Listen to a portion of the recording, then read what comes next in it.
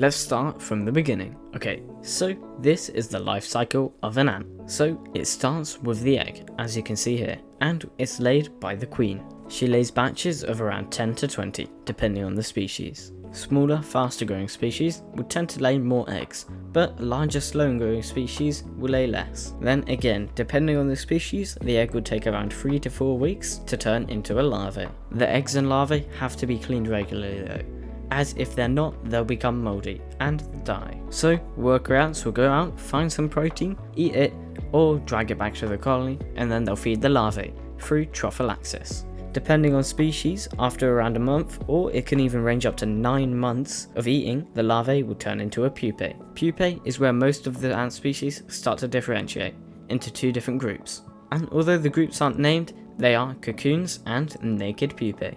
And I know what you're thinking, no, it's not like that. As you can see here in this specific colony of ants, they spin cocoons, which basically means that during the larval phase, at the very end, they'll spin a silk web around them.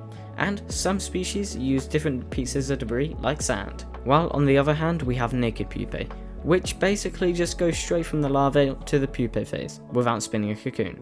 And while you may be thinking, oh, that's cool, they can spin silk, well, they got a lot more, as weaver ants are actually able to build their nests out of their larvae silk, and these are Polyrhachis and Osysophila. Once they leave the larval phase, after a month of being a cocoon or a naked pupae, they'll become a worker ant. Once they come out of their cocoon, you'll be able to see how they have a soft exoskeleton, as they are much lighter than the rest of the colony. But don't worry, this only takes a few days to harden, and once that happens, they'll be a good worker ant. But that's not all, as a lot of species, especially camponotus, have these things called repletes. So as soon as they wake up from the cocoon, they'll fill them with water or food, and then they will serve as a food store for the colony. And finally, if a colony is mature enough, usually more than a year old, they'll start to produce elates. But that's all for now, thanks for watching, don't forget to like and subscribe, and I'll see you in the next one.